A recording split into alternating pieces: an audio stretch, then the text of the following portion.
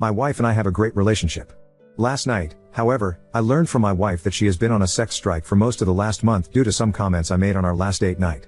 As background, I arrange a nice date night each month for just the two of us. I plan a dinner somewhere nice, arrange a babysitter, feed our 3 kids dinner, and otherwise handle all of the logistics so that all she has to do is show up. Typically, we will grab drinks somewhere after dinner, often meeting up with friends. Earlier this month, I planned an evening out and we had a fantastic dinner together. After dinner, we met up with a couple we are friends with. However, the wife was tired and wanted to go to bed, so only her husband ended up joining us. Around 11:45 we had to leave to relieve our babysitter. My wife was having fun and didn't want the evening to end, so she invited our friend over for another drink.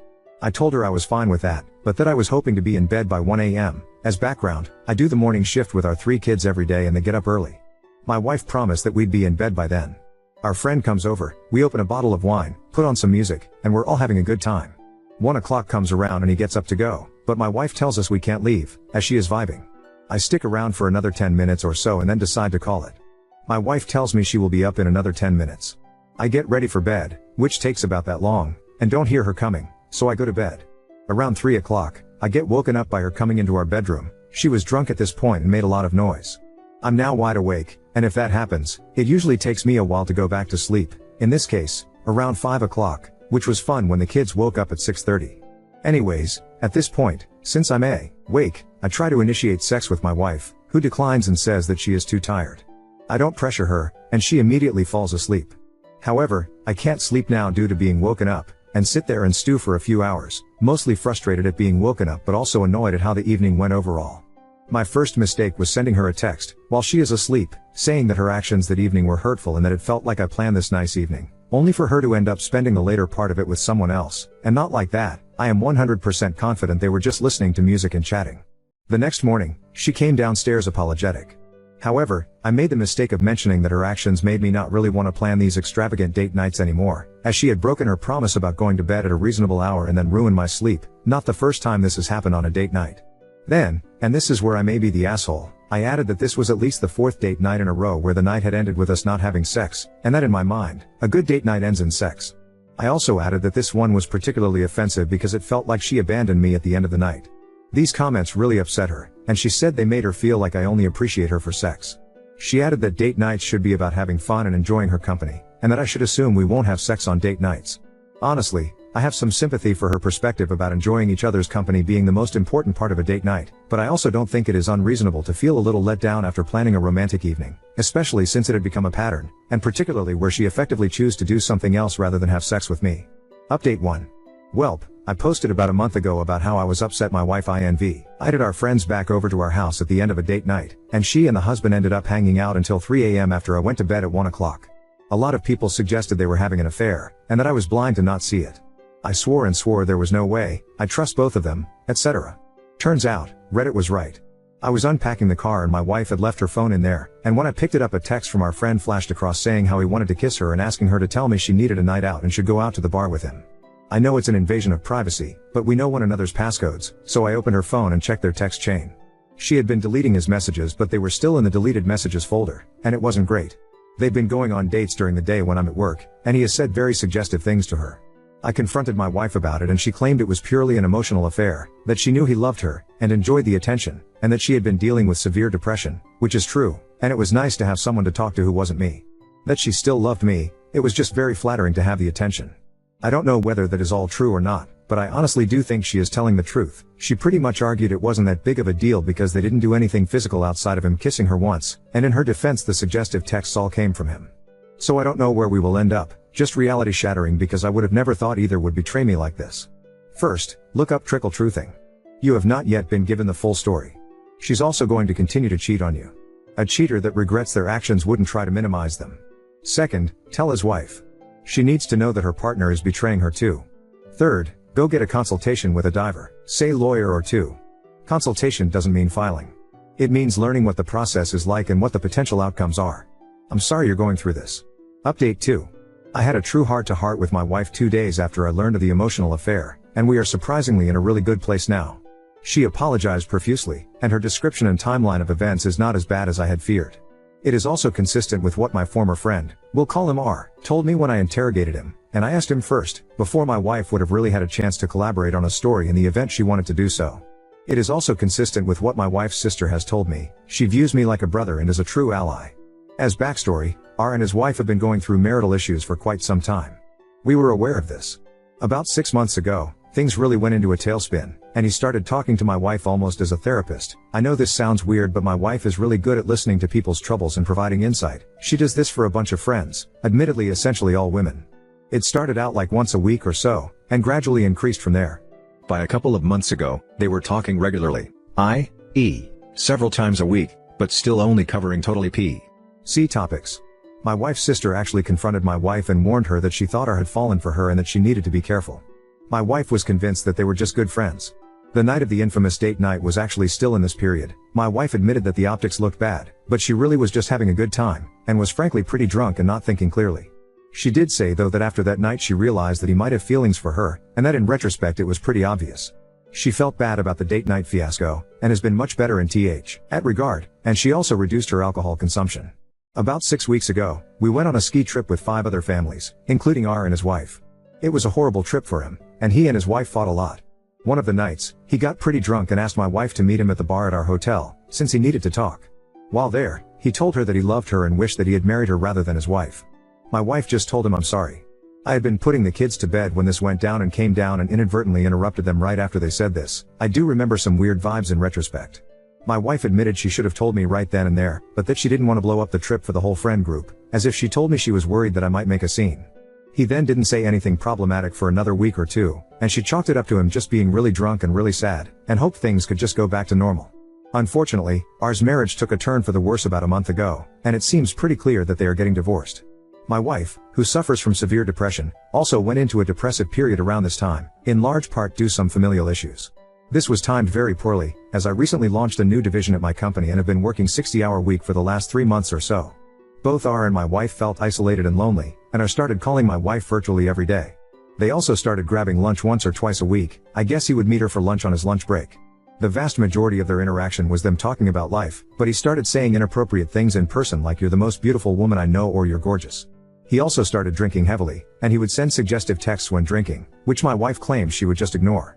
The time he kissed her I was actually home. The 3 of us had been hanging out and I went to use the restroom.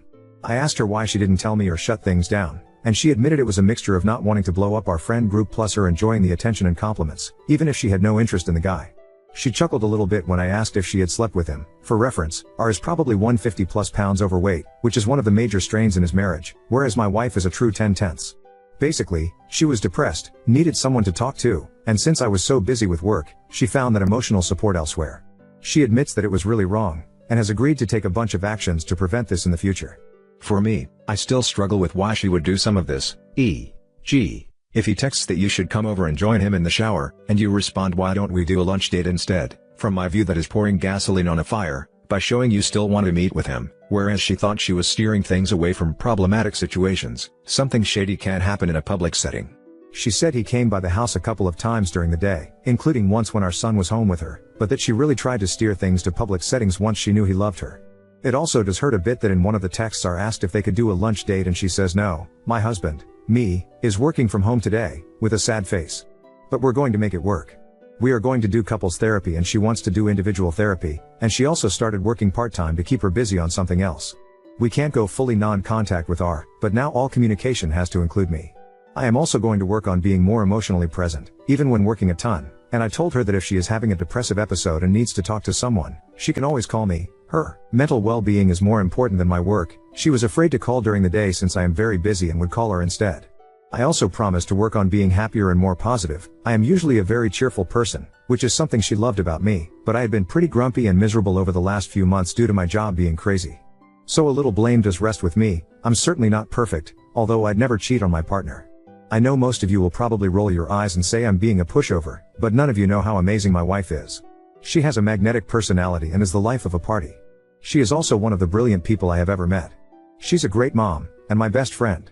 And finally, she's a bombshell. When she is dolled up, most heads turn when she enters a room. If you've ever seen Wedding Crashers, she is, in both personality and appearance, eerily similar to Isla Fisher's character, although she is better looking than Isla. I honestly can't blame R for falling for her, but I can blame him, and call him a piece of shit, for acting on it. Dumb? Maybe. But my wife is too amazing to let go over this without a fight, especially when she seems committed to fixing things, and actually apologetic, including for getting defensive the night I discovered it. I'll do an update in a few months. Hopefully things will be positive. Update 3. As a recap, I made an Ida post about me being upset at my wife inviting for my best friend over on a date night earlier this year. A majority of the responders replied that they were likely having an affair. I defended my wife and former best friend, and then a month later I discovered Reddit was right, and they were indeed having an affair, albeit an emotional one. After my last few posts gained some traction, I promised to provide an update in a few months. The last few months have been a bit of a roller coaster, but I'm happy to report that my wife and I are in a really good place at the moment and fully reconciled. There have been some wild moments though since Discovery Day, going non-contact with my former best friend, Rick, only to have him call my wife several months later, in the middle of a game night with friends, which was awkward, sobbing in his car and threatening to kill himself. I told her I was fine if she were to talk to him that night, since we were legitimately concerned he might off himself, and although, fuck him, he was my former best friend and I don't want him to die, but they spoke for like 2 hours that night and then he started texting her constantly, and called like 5 times the next day, forcing us to go non-contact with him again. Running into Rick at a group event and him acting incredibly emo and moody, he sat in a corner and drank an entire bottle of whiskey out of an oversized Yeti.